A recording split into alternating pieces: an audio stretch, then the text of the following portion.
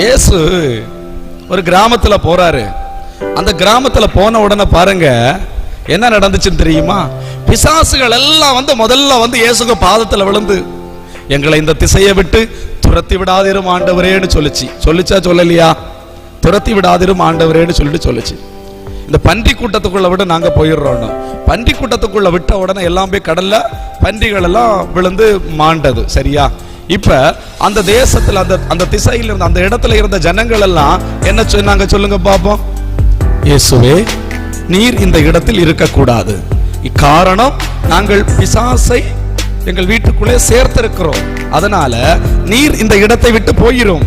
பிசாசு எப்படி வேண்டிக் கொண்டுச்சு? முதல்ல பிசாசு எப்படி வேண்டிக் கொண்டு, ஆண்டவரே இவங்க எங்களுக்கு நல்லா போசிக்கிறாங்க, இந்த திசையிலிருந்து மட்டும் எங்களை துரத்தி விடாதீரும்.